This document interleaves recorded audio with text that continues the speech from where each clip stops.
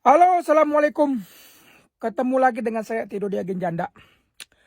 Jadi saya mau ketawa gitu ya. Dia postingan seseorang di forum. Itu dia bilang ya, cara ngelaporin TKI yang kaburan gimana bang gitu ya. Dia nanyain di forum dan banyak dibully sama orang-orang gitu. Saya juga bingung kepentingan dan maksud dia mau ngelaporin TKI yang kabur itu apa, kita nggak tahu. Nah kalau saya sendiri gimana? Nah saya nggak akan ngelaporin gitu. Saya malah mau ngasih tip untuk kamu-kamu yang udah keburu kabur gitu.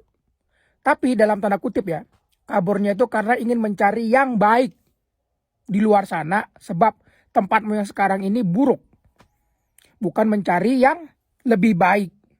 Sebab kalau mencari yang lebih baik berarti tempatmu sekarang ini udah baik. Cuman kamu gak sabaran, kamu pengen yang lebih baik lagi makanya kamu keluar. Nah itu kalau bisa jangan. Kalau udah baik, teruskan gitu. Mau nyari yang lebih baik, selesaikan dulu kontraknya, baru cari yang lebih baik. Oke? Nah yang keburu kabur, mau dengar tips dari saya, gimana jadi orang kaburan yang aman, ikutin terus videonya ya. Oke?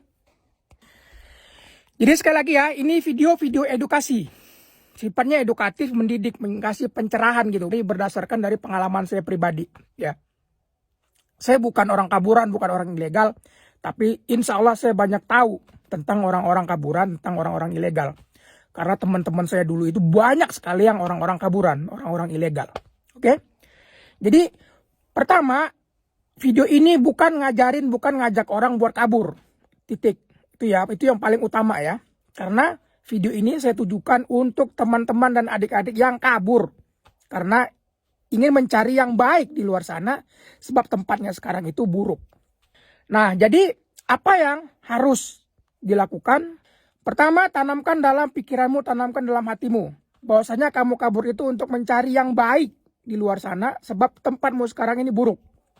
Nomor 2 adalah tanamkan dalam hati dan pikiranmu bahwasanya kalau kamu kaburan, kamu bisa aja jadi ilegal. Dan yang namanya ilegal itu bisa aja ketangkep. Kapanpun, dimanapun, oleh sebab apapun bisa ditangkap. Kenapa harus kamu pahami soal itu? Sebab kalau kamu nggak pahami, kamu kabur, ntar kamu ketangkap, kamu nyesel seumur hidup. Ntar di blacklist gitu ya. Belum lagi ntar kalau pulang nggak punya ongkos, kamu harus kerja lagi yang gajinya nggak enak gitu. Jadi tanamkan dalam pikiranmu bahwasanya orang kaburan yang akan menjadi ilegal itu bisa saja ketangkap. Kapanpun, dimanapun, dan oleh sebab apapun. Tanamkan itu. Jadi kalau ketangkap udah gak nyesel lagi. Oh saya udah siap. Karena kamu udah tanamkan dalam hati dan pikiranmu. Nah yang ketiga adalah tetap kalem. Tetap bersahaja. Jangan cari-cari perhatian. Begitu. Misalnya gini. Kamu ngecat rambut kamu jadi anak funky misalnya. Kamu jalan di luar. Ntar orang jadi merhatiin kamu. Atau kamu tinggal di Apato, kamu berisik. Nyetel musik keras-keras begitu ya. Pokoknya mengganggu sekelilingmu. Atau kamu yang mungkin senang minum minuman keras, tapi minum minumannya di luar gitu. Kan kadang sering tuh nongkrong depan kombine gitu ya. Minum di situ, mabuk di situ. Itu namanya cari perhatian. Kita kabur mau nyari yang baik kan. Biar kita aman, kita jangan cari-cari perhatian. Tetap kalem, tetap bersahaja. Kalau kamu masih minum, minum aja di rumah. Mabuk aja di rumah. Mau tatuan deh. Tapi dibungkus. Nggak usah yang mentereng, mencolok. Ntar jadi pusat perhatian. Tahu sendiri kan polisi di Jepang. Kita nggak ngapa-ngapain aja bisa dipanggil, bisa ditegur. Kalau kita orang asing. Padahal kita nggak ngapa-ngapain. Apalagi kalau kita cari-cari perhatian. Ketangkep, nyesal. Iya bener kan? Nah yang keempat adalah tetap hidup sederhana. Gak usah royal, gak usah foya-foya. Gak usah beli-beli barang yang kamu gak butuh, yang kamu gak perlu. Apalagi barang-barang yang akan merepotkan kehidupanmu. Kenapa repot? Kamu kaburan, kamu ilegal, mungkin hidupmu akan sering berpindah-pindah. Tapi kamu punya barang-barang berharga atau barang-barang yang akan kalau kamu pindah itu ngerepotin. Gak usah. Kita kan kabur mau nyari yang baik. Konsentrasinya kan mau ngumpulin uang. Ya kan? Apalagi kalau yang kaburan itu masih ninggalin hutang. Hutang waktu dia mau berangkat itu harus dilunasi. kumpulin uang, selesaikan semua, cari modal, cari tabungan. Jadi ngapain juga harus membeli sesuatu hal yang gak berfaedah, yang gak bermanfaat, yang gak penting-penting banget gitu. Alat komunikasi ya punya iPhone 7, iPhone 8 aja udah cukup. Ngapain harus iPhone 13, 14 Pro Max gitu ya. Pro Call apalagi tuh, pakai yang Pro. Tuh mungkin kuota kita nggak punya. Wifi nebeng di kombini. Iya kan? Punya yang sederhana aja, yang penting punya alat buat komunikasi.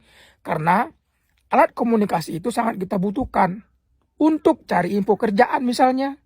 Atau mungkin ada teman yang ngasih info, besok di sana akan ada penggerebekan misalnya. Kalau kita susah dihubungin, kita nggak dapat informasi, itu bisa membahayakan diri kita sendiri. Ingat lagi kepada poin-poin yang pertama, kita kabur mau cari yang baik, bukan mau cari yang buruk. Nah, yang kelima adalah kalau kamu pergi kerja, itu naik sepeda misalnya ya, atau jalan kaki. Cobalah untuk perginya pakai jalan yang lain, pulangnya pakai jalan yang lain. Jangan pergi pulang jalan yang sama. Takutnya ada yang ngelaporin, kamu diintai. Jadi, coba ubah-ubah jalannya. Yang keenam adalah usahakan jangan berkeliaran, jangan keluar ke tempat-tempat umum di hari kerja. Sebisa mungkin. Misalnya stasiun, eki, jangan. Sebab apa? Itu polisi itu seneng banget itu nanyain, lihat orang asing hari kerja, jam kerja, lagi nungguin kereta. Dia nanya cuman nanyain kamu mau kemana gitu. Tapi ntar karena kita orang asing, nanyanya lanjut. Boleh lihat enggak Jario Kadomu? Kamu punya tapi pisahnya mati, selesai. Kamu ditangkap di bawah media. Nah, yang kedelapan adalah kenali lingkungan tempat tinggalmu. Apa tuh mau kamu kenalin? Kalau keluar dari sini itu kemana? Kalau keluar dari sana itu kemana?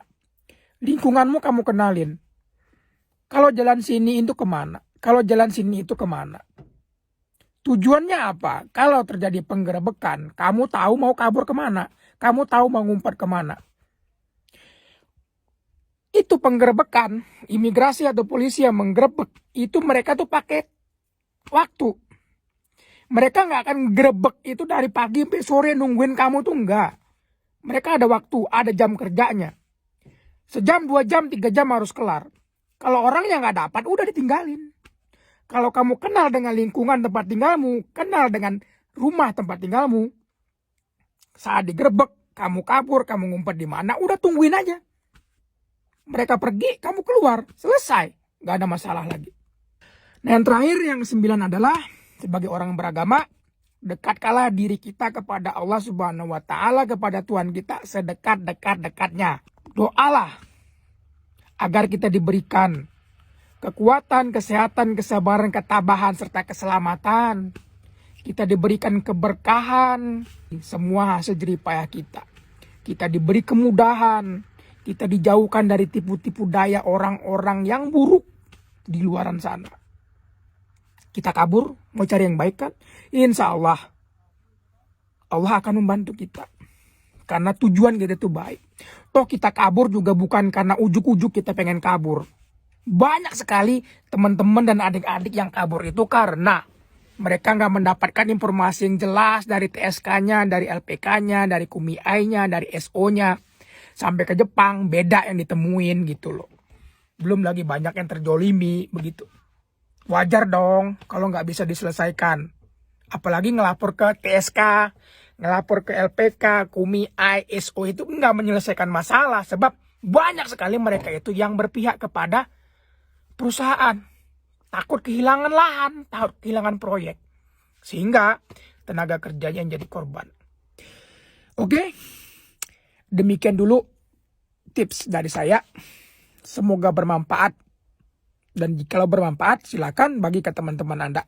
Ingat, sekali lagi, saya bukan ngajarin dan ngajakin orang kabur. Ya. Terima kasih buat adik-adik dan teman-teman yang udah meluangkan waktunya untuk menonton. Sampai ketemu di video-video saya selanjutnya. Wassalamualaikum warahmatullahi wabarakatuh.